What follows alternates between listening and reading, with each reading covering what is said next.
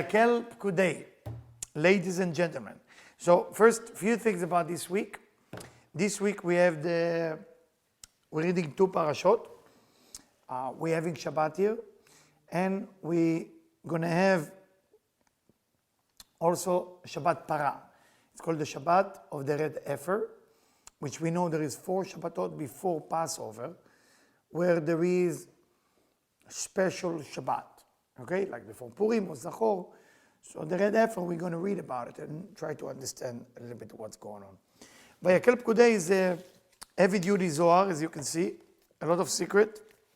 Most secret is here. All right? And if you want to know about every single angel, you find it in Pikudei. That's why every secret about each single angel, what they do, how they behave, but you have to invest time to read it. So more you read, more you're going to know which angel is involved with what action. So let's go to Vayakhel Pikudei. I'm going to skip it, then we're going to go to the Red Heifer, then we're going to get going. We're going to start with the Torah on verse 222. You can see it well? You can see it well. All right, let's go. Please. The holy nation should fix and prepare on that day as well as other days when the Torah scroll is read. A throne to become a reader's desk. That throne must have 6 steps. The 6th road of Malchut leading to it and no more, as it is written. And there were 6 steps to the throne, which alludes to Malchut, and there is only 1 step above, that refers to Chokhmah of Malchut, the reader's desk, to put on it the Torah scroll and show it to everyone.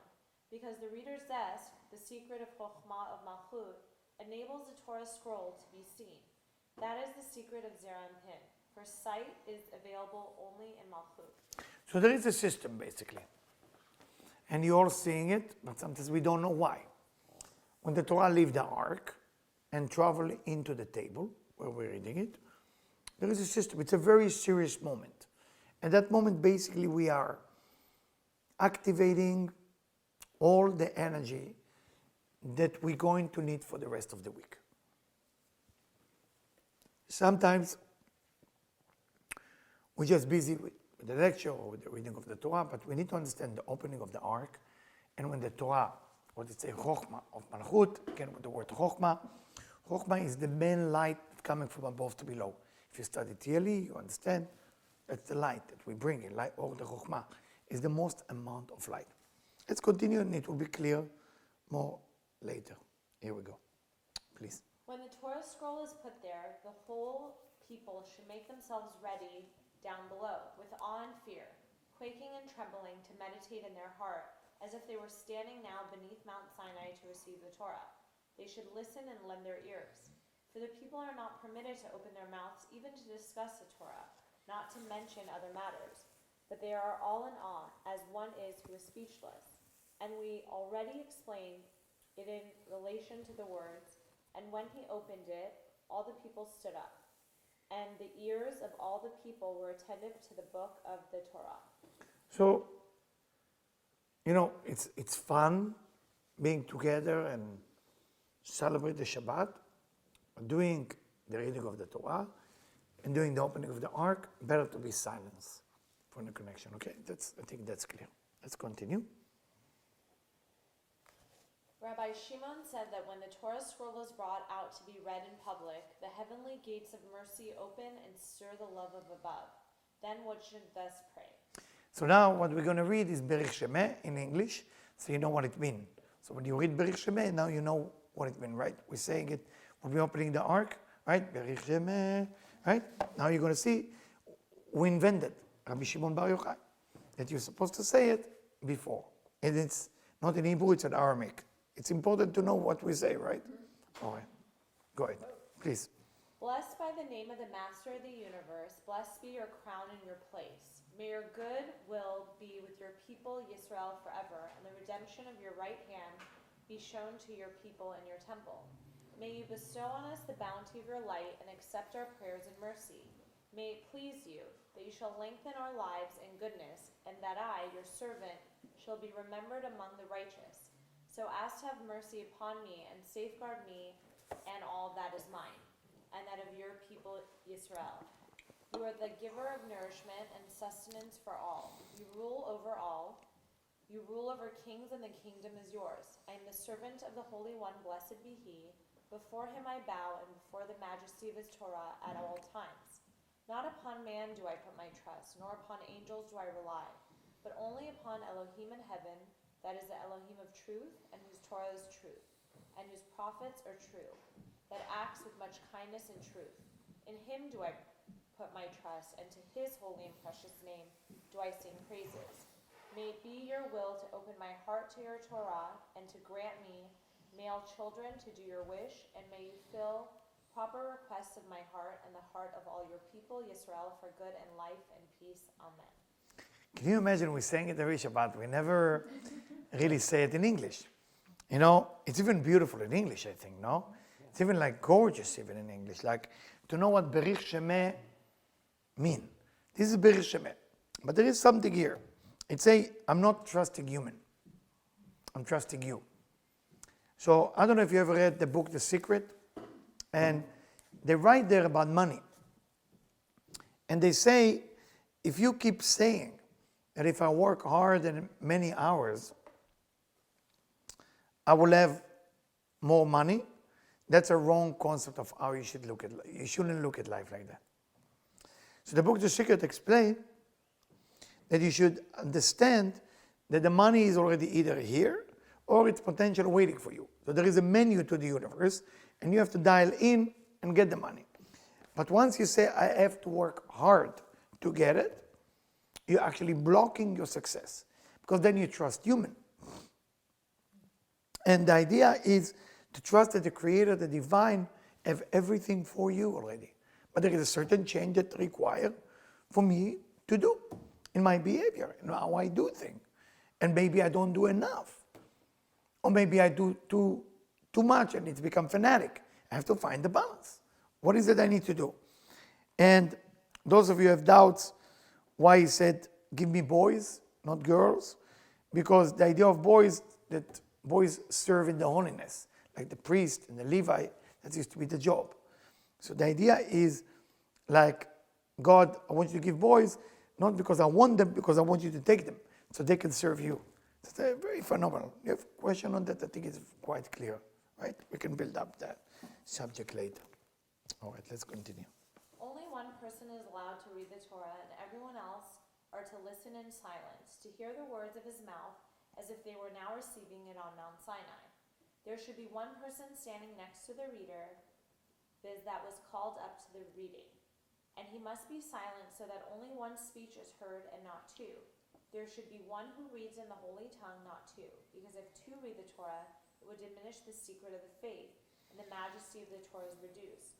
It is essential to have only one voice. There also should be one translator in the secret of the shell and the fruit, because the translator is considered the shell, and the reader in the holy tongue alludes to the fruit. There is no fruit without a shell. So, as you can see, usually if somebody read the Torah, they show them like that, like this, like that. This is called the ta'amim. This is called the sound of the words, or the sound of whatever, how you need to say it. It's very important, very important. So when they're doing that, they are the shell, and the person reader is the brain, is the one manifested to everybody. So the idea, and that's why those of you who come to us for Shabbat, my children reading, so they have to wake up early in the morning, 6:30, they have to walk all the way to the mikveh and come back. Why? Because they're channeling the Torah to you, to the people. And without them cleaning that pipe of energy, you're not going to get the energy right. So many people go into different places, which is very nice. And I always ask, I'm getting involved in different places. So, the guy doing mikveh, so, but mikveh is not the only thing. The person has to know that he's a channel for the others, because if they don't think they're a channel for the others, it becomes just nice reading. Many people have great voice, but it doesn't mean that they have the great attention to make sure that whoever's in the crowd, if they're sick, they'll be healthy. If they looking for partner, they will find. If they need money, they will find. if there is something that might happen to them this week, it will be taken care of everything. Okay?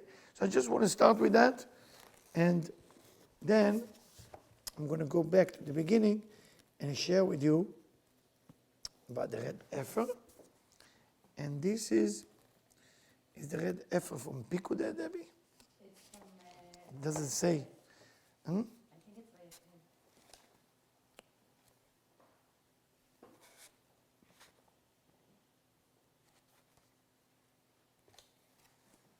Okay, here we go.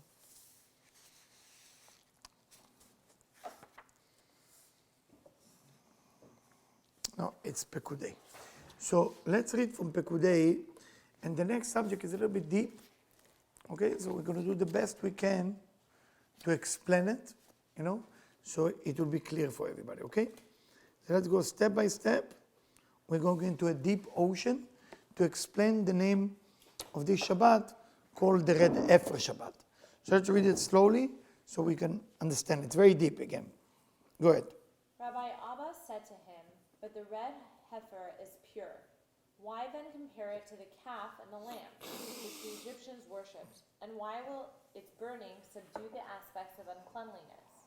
He told them, "It is so." Is the question clear? Because the red heifer, we compare it to the golden calf, and we compare it to the worship that the Egyptians did toward an animal, that it is a cow and the family.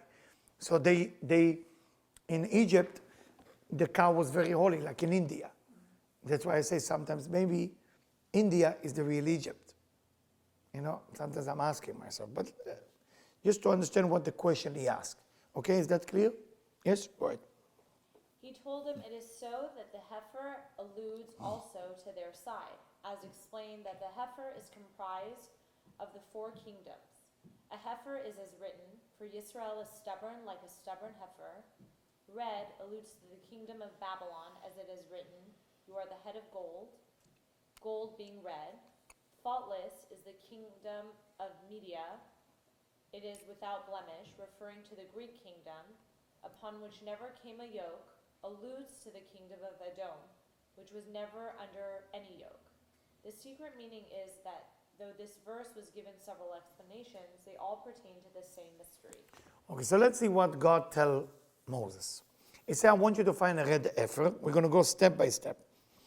And it has to be red, okay? It has to be, how do you use the word tmima? Tmima? Where is it? Malchut? Where is that? What is it? Tmima. Tmima can be gold, being red, without blemish. No, before without blemish. What is it? Faultless, without blemish, and no yoke. So we're talking about few category of a problem. I would like to relate into the last one. It has to do with Galut, exile of Edom. Edom is the exile we are in right now. We are in the last exile. It's called Edom. And Edom, we don't know where it is today. What is Edom? Edom comes from the word Adom. Adom means red. So is Rouge, could be Russia. Rouge, Russia, but we don't know. Because it says that the last exile will end up in the northern part of Israel, where Syria is today. So we don't know how things are going to end there. We don't know. But I'm sharing with you information. But listen to what it says.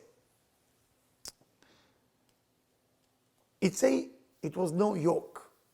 Everybody know the yoke? You know what you put on the cow? You know what it is?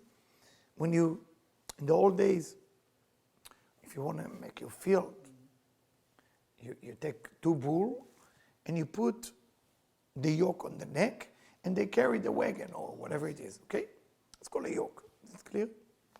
Not egg yolk. Okay? So, in Hebrew it's called ol. What's the problem of our exile right now? Do you see people being chased to change spiritually? If not, they will be killed? No problem. The exile is having no pressure. You don't have to change in this exile. It's the only exile that there is no force that coming from outside and force you to become spiritual. You don't have to become spiritual, the opposite. So it's considered the worst exile. Why? Because in this exile there is no pressure, no need for a change. Is that clear? So it's called lack of yoke. People don't take the responsibility. People don't look for what they're going to reflect on others. I had a meeting today on Beverly. They have a nice fish kosher restaurant. And a person testing me to see if I'm a real psychic. He met me 1.5 years ago. So I said to him, you have a big mission here. So if I have a big mission, you tell me what you told me last time. I'm testing you. I'm writing it on the phone, and then we see if you repeat it. And I'm not telling him. And he's getting so upset if people are listening. And I'm smiling. And he looked at me like that. He stopped talking. And I'm looking at him like that. He said, why can't you just tell me not waste 20 minutes and just tell me now we'll be happy and we go home? And I said, because all your life look like that. You try to get whatever you want, you're ready to pay for it, and just get what you want, and then get rid of the person who just answer your question like a cigarette, a used cigarette, and goodbye. That's how your life look like, I say. And I said to him, you want me to get loud? Yeah, no fear of eyes or loud. He looked at me and didn't know I have that side. So, I said, why can't you tell me? And then on the way out, he told me what I told him. I said, that's not your purpose in life. That's your tikkun. He said, it's not the same. I said, no. Tikkun is what prevents you to achieve your life goal. Some tikkun is jealousy. Some tikkun is addiction. Some tikkun is severe anger, and that's the worst. Some tikkun is control. Every person have a different tikkunim. Those are preventing you from your life purpose. I say, so okay, can you tell me your life purpose? I say, absolutely not. I say, but it's not nice. It's not nice. I say, I know. I hope you remember me as not nice, and you keep coming to study, and you keep coming to change. What's the purpose of me telling you goodbye? Come, invest. People don't want yoke. People don't want yoke. People want to hear what's wrong with them, and what's right with them, and that's it. Somebody tell you what's wrong with you, ego. Somebody tell you what's right with you, ego. Only ego. It's all bananas of ego. But if I tell you your life purpose, you're supposed to build 5 schools. Now you're going to talk to me about your sex addiction? I don't have time for that. This is go to therapist and fix it. You want to talk to me about your jealousy issue? I don't have time for that. We have 5 schools. I'd have to serve 750 kids. What about your goal? That's your life purpose. Working on my tikkun? What is tikkun? One thing that's preventing you to get there. So you're going to sit and work on your tikkun. Like many people I know in this neighborhood that work on their tikkun. And nothing going on. Nothing. What is my lifetime? How many lifetimes I have been here? Is my rising sign is this. Is my mid-heaven is this. So what? What is your tikkun? What are you doing? What are you doing? Not tikkun. What are you doing with that? You have to have a goal. A goal. A goal has to do with the reflection on other people. But people don't take the yoke. I have anger issue. I have this issue. Bravo. You discover what's wrong with you. Why do you want me to talk to you about it? Why? Come to me. Say, Eliyahu, in 5 years, I want to build this. Tell me, by looking at me, what prevented. Oh, now we're talking about tikkun. But don't come to me talk about tikkun. What's the purpose? Okay, you have anger issue. What are you going to do? I'm working on my anger issue. Oh, wonderful. People are dying while you work on your anger issue. That's a rehab. People go 12 steps, don't land out, and nothing happened in the end. They just stop drugs. but they don't become better. You have to have a goal. If you don't have a goal, what you're going to do for this universe, working on yourself become the most selfish agenda you can ever have. And that's because we are in the exile of Edom, the exile of, we don't want to accept any responsibility. We don't want to hold ourselves accountable for our action. It's very serious, guys, very serious. Very serious. Do you think that by next week, your goal will be to bring one person each? Or you're going to say, Eliyahu lecture helped me so much to know I have jealousy. Bravo. Bravo. Now what?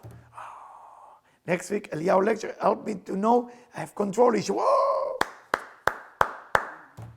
How does this universe get better because of that? It doesn't. I mean, you have one person behaving better. Yeah. What about all the thousands of people around you? What about them? We are like one person. It's a drop in the ocean. You got to reach out to people. Spiritual goals is the one thing, the spiritual goal. Gathering more people. That's the only spiritual goal a human being need to have, not working on myself. Gathering more people, helping more people. Discover what's disturbing them, yes, but what's the goal? And if you don't know what's your goal, it's like you're living, working on yourself. And unfortunately, there's many people who misleading people to believe, to make them, because it sounds good. It's great. Feeding the ego, great. I will tell you what's wrong with you. You're going to work on that. We have codependency. You love me for telling you. I love you for listening to me. Oh, we have student-teacher relationship. And here we develop something called teacher and student, a guru and a follower. Nothing is happening. What are you doing? The paraduma, the red heifer, is to clear your eyes so you will be able to see what you came here to do.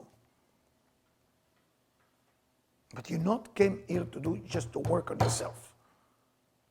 Stay away from this addiction. Stay away from just working on the anger. Because once you do that, you're only busy with one person, yourself. And that's why you see a lot of people separate. After they join spiritual group, religious group, they just separate. Why they separate? Because one side is fanatic. The other side look at their partner. Well, what happened? What happened? Huh? Working on my anger. And they say, no, work on your anger quietly. It's my famous story from Laguna Beach here when I gave a lecture. Everybody knows that story. A man who found the vegan food. I'm talking about many years ago, 15 years ago. He discovered also that it's better to breathe with a machine in California. So you have this mask. So he bought his own refrigerator in the house with a lock. He have all kind of things there.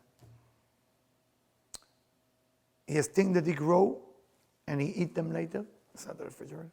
He made soap to wash his body. Unbelievable. Problem he has, is that he reached out to me many years ago, his wife smoking. And the last cigarette that she smoked is in bed when he's not protected. And this is a real story. Newport Beach, not Laguna, Newport Beach. So when you gave the lecture about the evil inclination, Satan, the devil, Lucifer, he said, wow, my wife is it. Everybody say, why? So we study more. And as he studied more, that he need to work on himself, I met with him. His wife came to the next lecture. Everybody thought that's the lover because he was talking so bad about her. Where I help him, I said to him to say one verse, one simple verse. I said, honey, if you want to smoke, smoke. Oh, by the way, she used to blow the last smoke in his face. Oh, jeez. The reason I remember this story, Today I played tennis in Palmer Park, I think it's called. I don't know how to say it, Palmer Park. In Santa Monica Boulevard, and it's called West Hollywood area. So as I'm about to serve the ball, there's two people smoking behind me in tennis court, smoking. And I want to tell them, hey, come on, it's not fair. And then I remember that story. So I told him, go to your wife, tell her, honey, if you want to smoke, smoke. But I'm really worried about your health. If there is anything I can do, let me know. And he went to sleep. She woke him up with tears. She quit smoking. And she says she never felt something from her husband toward her like what he said.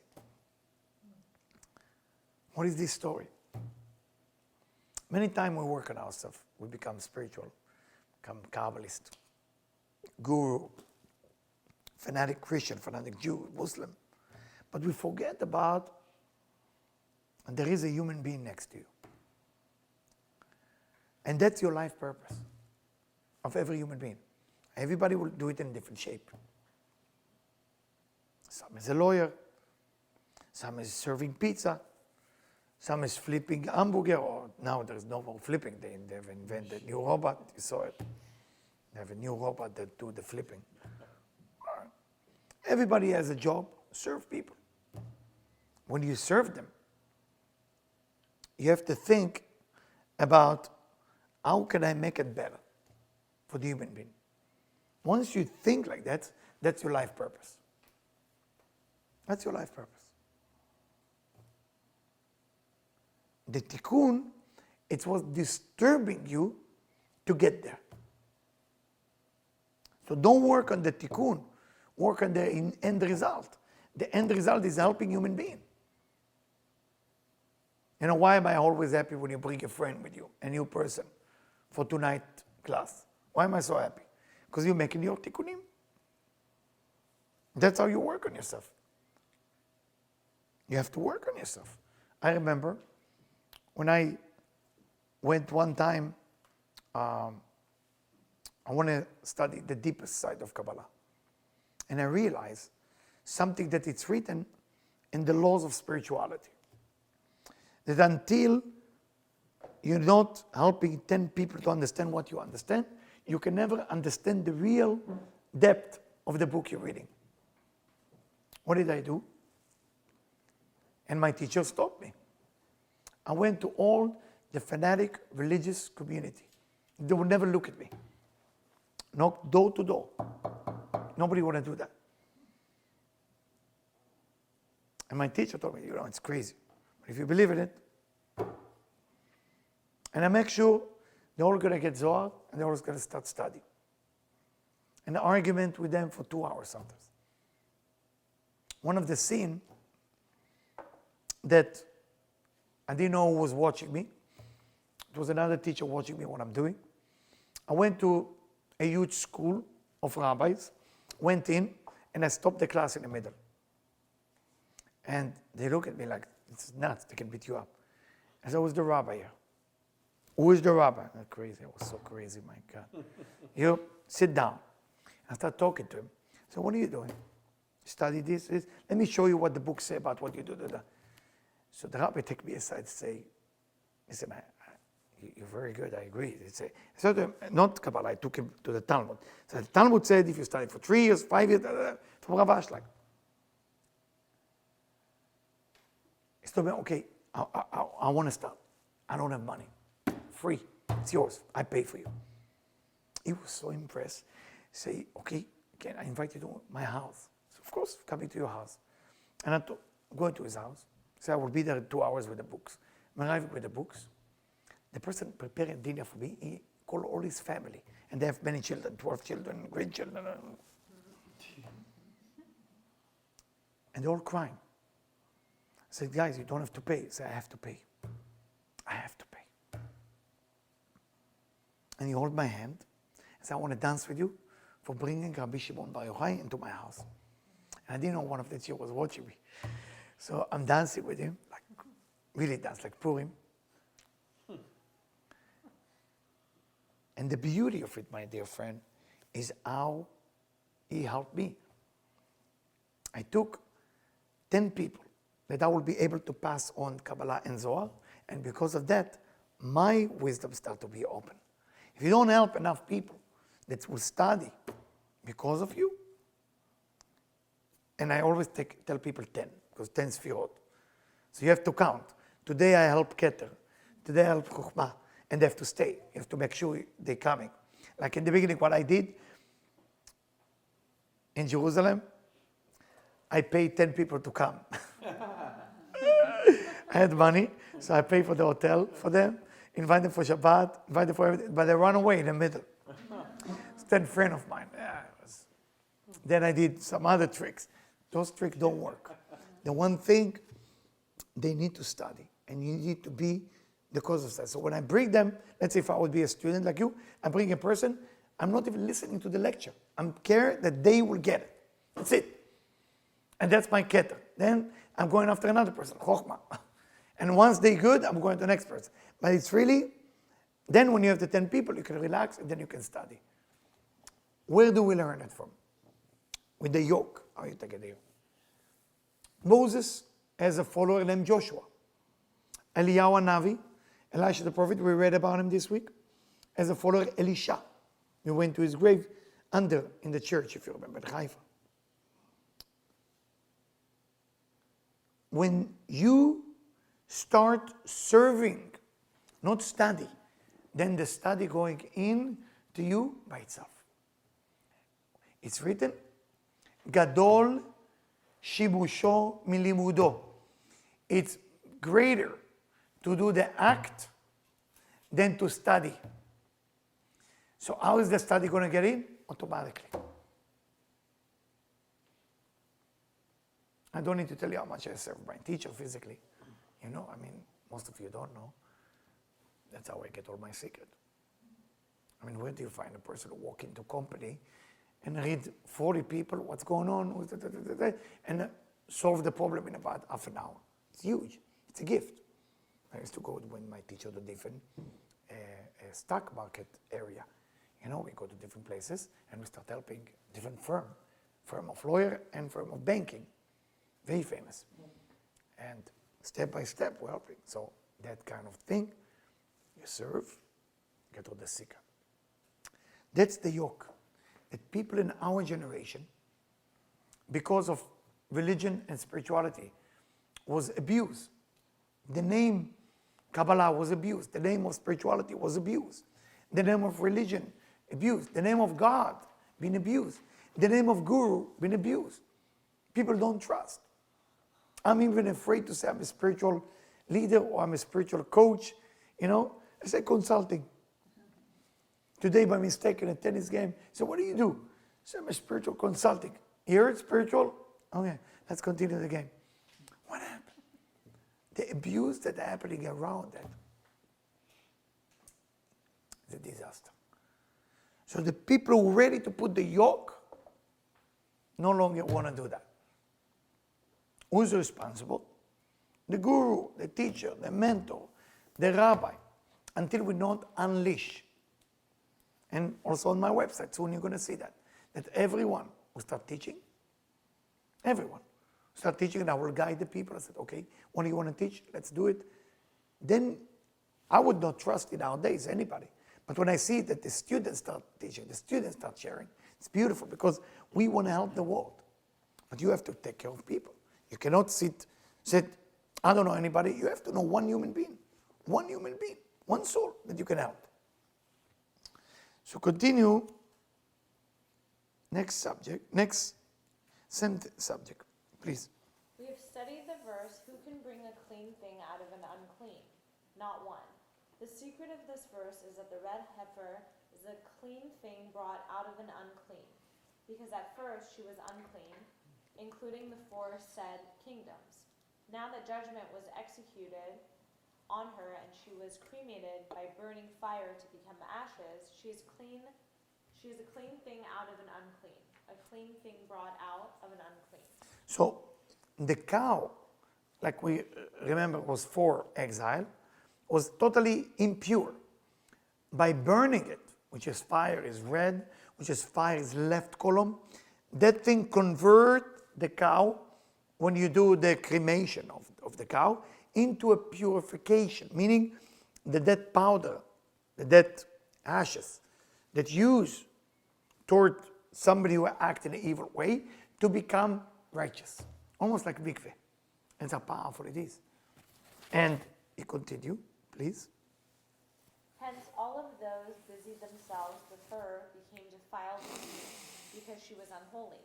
And though she turned into ashes, yet before being gathered and taken away, she defiles them all. And so it is written, and he that gathers shall wash his clothes and be unclean. Why did she have to become ashes? It resembles the verse, and you shall tread down the wicked, for they shall be ashes under the soles of your feet. For when water was sprinkled upon the ashes, they became a clean thing out of an unclean. So in our day, we don't have red heifer anymore. We don't have. The reason that red heifer don't exist until the temple will be built. What is the temple? The temple is basically the masach, the curtain, that reflect all the light back. Because the light hit exactly where the temple mount is, and it need to hit back, or yashar or chozer. But because that pipe was holding by the klipot, the light cannot come down, so the light cannot go up. Sad, very sad, very sad. So we can even have 1 million people, it's not enough. Because if we have 1 million people, would I still tell you, you have to bring more people? You have to bring more people, of course. Of course, we have to reach out. We have to reach out. You cannot sit still.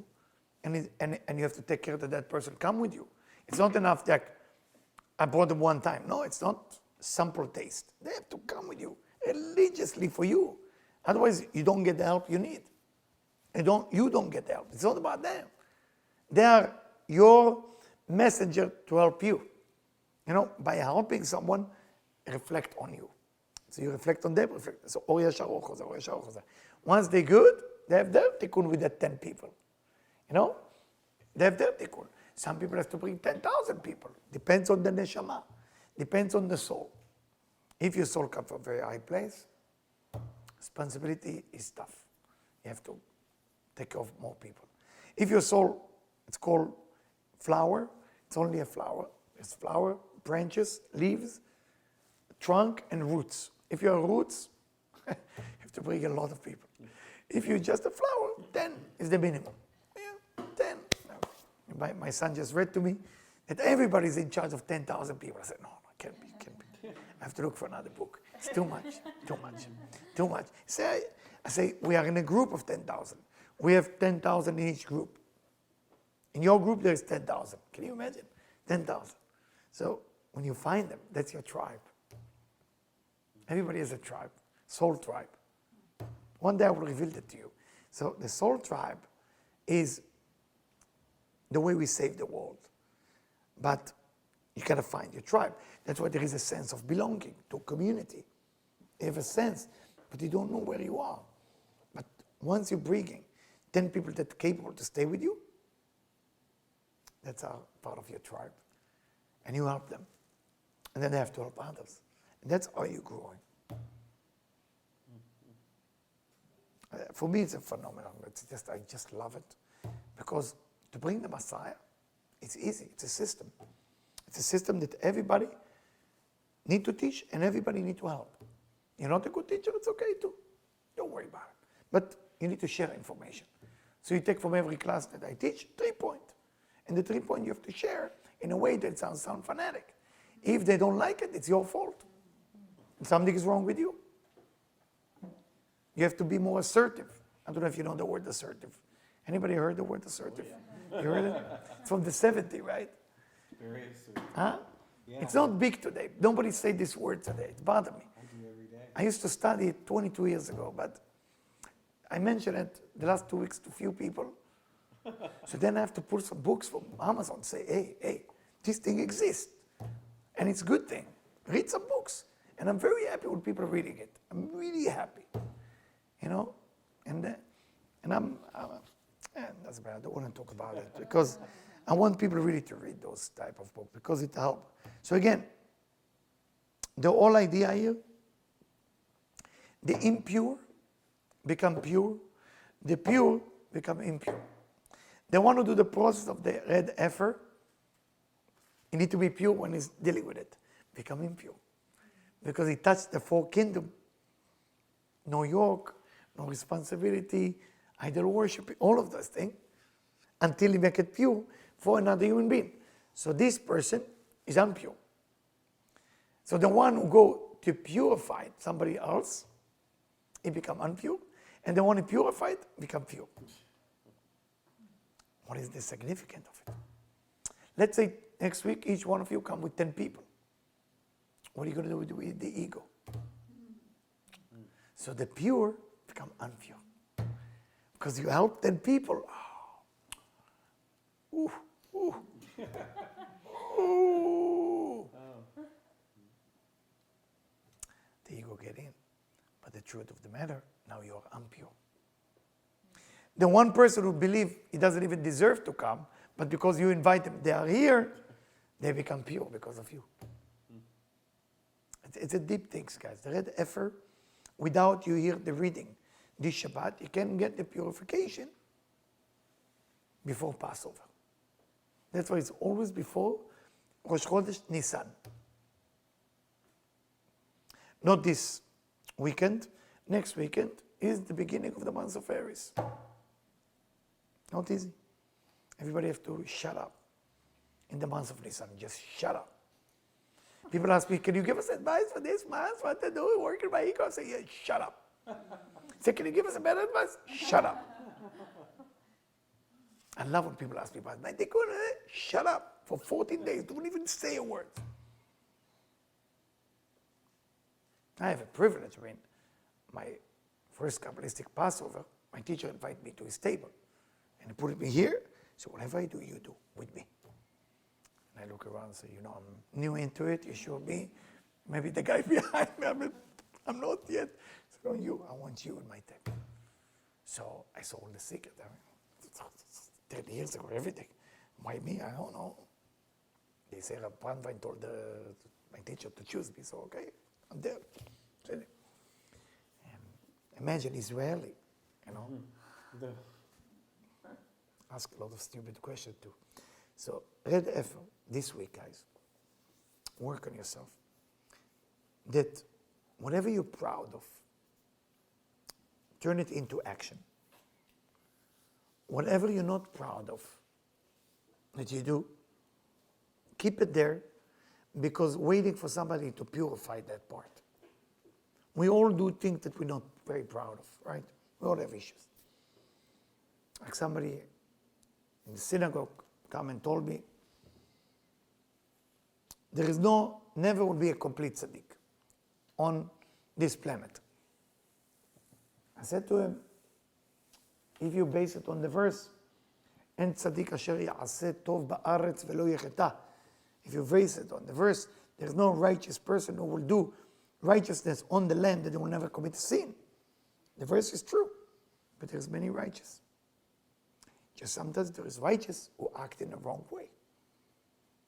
There is better righteous who act in the wrong way than a bad person who act in a good way. And to know the difference, you need to be very talented. Most of us think when we see people do bad, they are righteous to do a mistake. A lot of time, it's a bad person who actually do good thing, but you don't see that it's a bad person. There's a joke.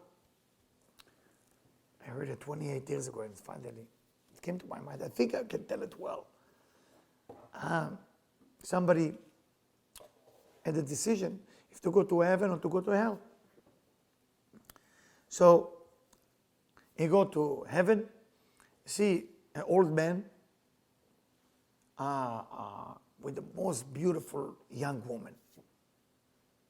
Okay? He go to hell, he see an old man with the most beautiful, gorgeous young woman. Say, look at the angel. What's happening? Say, well, in heaven, the young woman is the reward of the old man. In hell, the old man is the punishment of the young woman. So there is what we call point of view. I love that. I was so happy I remember it today. I don't even know where. I said, wow, God, thank you. I was looking for this joke for so many years. I said, it used to be something about it, but I couldn't. I was so happy. I was dancing from happiness when I found out that I remember the joke. Because sometimes you forget and it comes back to you, you don't even know why. Let's talk about just one little subject. No, we did that. Talk about, it's long. But let's try. Maybe we can do it short. Okay, go ahead. At the end of Shabbat, Malchut lets out those luminaires of fire, each and every one, as if they were created anew at that moment. They all come out and are created in the beginning and are assigned to their place to rule. The candle is then blessed, and they bow before it and shine. This is the meaning of bending the fingers. Now that they shine, they are appointed to each of its place. Those of you who never been with us in Havdalah, we always tell you to look at the candle and to look at the nails like that. You're hiding Keter, because the nails is a memory from Adam and Eve, but they only shine on Shabbat. During the week, they become part of the dark side. So you have always to take care of your nails. Women take it very seriously, take care of their hair, and the nails, and this is the two part, by the way, that the klipot capture. So women know that there is something going on here, something here, but they don't know why. So for example, if there is a dirty nails, okay, it's actually the klipot start getting in. The nails is everything. So, and for example, all the dark magic is done by nails and hair.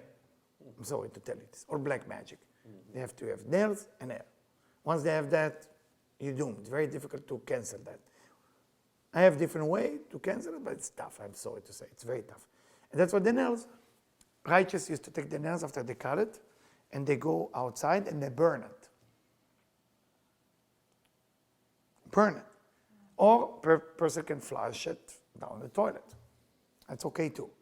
But if a person leave the nails or bite the nails and throw it on the floor, it's so negative that if a pregnant woman walk over that child she give birth to can create problem for the child. That's how dangerous it is. And immediately the couples will start fighting in that house. Wherever there is nails on the floor, there's a fight. Now, I grew up Sephardic Jew, and I grew up with all those traditions. I never knew why my father and mother are panicking about cutting the nails. Was like a ceremony. But I never understood why you all get nervous about the nails. And they will look at even for a little piece, disappear, like nervous that it's all going to disappear, so it's bring fight. But they didn't know why, they couldn't explain. So the nails is important. Because of the time, I just want to make sure that maybe I'm skipping.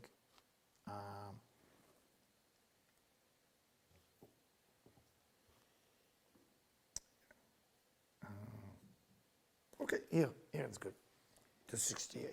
This is the secret meaning of the fingernails at the back of the fingers, which is the secret of the luminaries of fire. And the fingers themselves are the inside of the hand, the secret of the luminaries of light.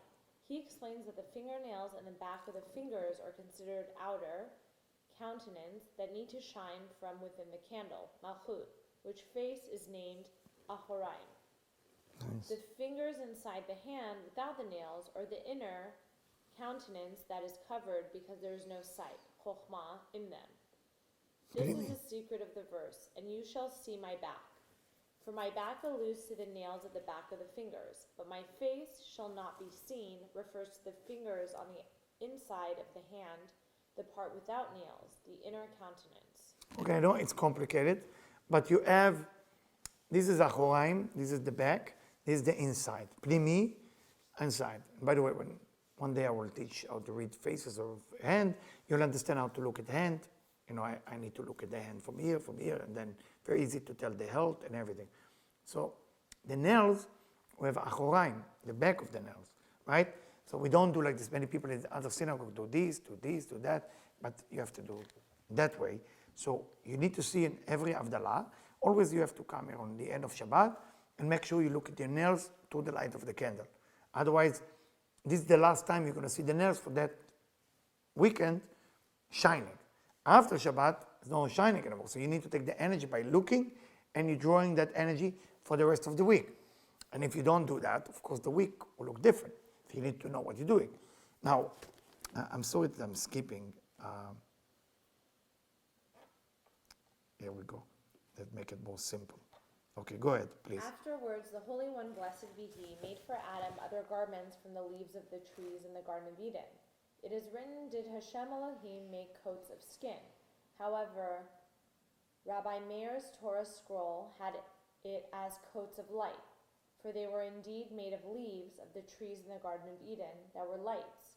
The reason for this is that the first of his garments were made from the back of the higher garden, Malchut of Atzilut. This is just name, you don't have to memorize them, but it's beautiful. But now after the sin, his garments were made of the earthly garden, of the world of Asiyah, and that came from the garden. The original garments were emanating smells and perfumes of the garden, by which the nefesh is calmed and gladdened. This is the meaning of the verse, and he smelled the smell of his garments, for the nefesh and ruach of Isaac were composed by that smell. There's many stories together, so don't get confused. If you remember when Jacob come to see his father Isaac to get a blessing, he say, the smell from you is the reach hasadeh, is like the smell of the field. What field they meant? Garden of Eden. So now you know the meaning. Now, the body of a human being used to smell good all the time, because the skin that we have is a donation from the snake. Sorry. And that's what we have. Oh, you didn't know that? Yeah. That's a donation. That's like what, that's not the original, how human used to look. The only left from God creation of us is this part. The nails, yeah. That's why when the Kabbalists read people health, we always look at the nails to see if the nails are okay. Unhealthy nails, unhealthy body. That's how you know. If the nail not healthy, the body is not healthy. The nails have to be very healthy all the time. Okay? Have to be very healthy. So when people bite the nails, affecting the colon, for example, I'm just teaching you some secret. Anybody who bite nails, always problem in the stomach. Either problem in the stomach come first, that's why they bite, or first the bite, then problem in the stomach. Catch 22. If you seek it. Another part, please. For that reason, at the conclusion of Shabbat, we should smell spices to let the nefesh be calmed by the fragrance. So that's why we do Borei Adasim, because the nefesh doesn't have any good smell. On Shabbat, the nefesh feel like, wow, oh my God, it's so beautiful. But then Shabbat gone. There is depression coming in. After Shabbat, there's depression. By the way, whoever do Shabbat well, 10 minutes after Shabbat, depression coming in. If you didn't do good Shabbat, you don't get depressed at the night. If you did a good Shabbat, and you're looking to eat, you're looking to do something, to drink, to smoke, something, because you feel like you left the Garden of Eden. So the reason we do all the smell, and again, it's a way to still make the soul relax, not to panic. Okay, go ahead. Instead of the high and holy fragrance that left it. And the most worthy odor is that of the myrtle, for the sustenance of the holy place, namely Malchut, from which the soul emanates, is the myrtle. It also gives sustenance to the nefesh of man, as well as the high one, so it may be maintained when it is left naked, after the departure of the additional soul of Shabbat. So what happened on Shabbat? They give you a soul. If you do the Shabbat right, they give you a soul. Now what happened? That soul have to leave. You stay empty because you felt something. And you smell adasim in myrtle. Like those of you who are still not married, when you're going to get married, make sure that the chuppah cover with adasim. Make the old poles. I did it for one of my friends. I put adasim in all the pillow. You know, we bought so much adasim in myrtle leaves, and we attach them to the thing, so it'll be adasim everywhere. When you smell adasim Motzei Shabbat, you can tell where your soul came from. I can teach you how to know where does your soul come from in the body, forehead, finger. You will know right away. It's amazing. Shabbat. And the last verse. There we go. At the conclusion of Shabbat, Adam wore the garments of the mentioned early Garden of Eden that emanate fragrance and perfumes in which to sustain his nefesh. Instead of the holy, supernal, and precious Ruach, the secret of the supernal splendor of Atzilut that departed from him. And the myrtle gives certain sustenance to the Nefesh as well as to the High One, and thus the Nefesh Malchut is sustained as mentioned above. Okay? So there is a situation here, guys. I mean, the importance of Shabbat, I think we understand from the Torah and everything. Now you understand, and I didn't put all the Shabbat because the entire Vayakhel is only one subject, Shabbat, the entire Vayakhel. Pikudei have all kind of secret, but in Pikudei there is mystical secret. Which angel do what? If you're ready to read it, but don't get scared, you can read it. I love it because I love the mystical part. It's scary. I tell you exactly what's going on in every moment. Which angel is at the east, south, everything. Everything. And that's why one of the Zohar that we print is Pikudei, the white one. It's Pikudei. Now you know why. Because inside of it, there's all the angels. So whatever you do with it, all the secret is in this Zohar of Pikudei. That's how powerful it is. It's good. It's good. Any question, ladies and gentlemen? The yoke is a wheel of an airplane. So, The yoke is the wheel of an airplane. by the way. So your airplane is spiritual airplane, right? Yeah. Yes and no. Yeah. Because you don't control your own yoke. The yoke has to be put on you, and somebody else has to control you. That's why it's a yoke. Because we are the cow. The meditation that Rav Ashla gave Rav Brandon, and Rav Brandon gave it to my teacher, before you do the Shema, you have to say that verse, I can tell you. And that's what he used to say. Make me like a donkey to carry everything, and like a bull to be sacrificed. That's a meditation. Like, I'm ready to go, and I'm ready to carry whatever I need to be carried. You want to know Rav Ashlag meditation in mikveh? We say, Kuma Hashem, ve'yafutzu oivecha ve'yanusu v'savecha v'panecha. The verse being, come God, or raise God, and may your enemy will be exploded. You know what Rav Ashlag used to say? If I'm your enemy, please explode me right now. It's to be authentic, to be real with God. And when God says Shabbat is the most important thing, we have to take it seriously. Most important thing. All right. Thank you for the people at home, and thank you.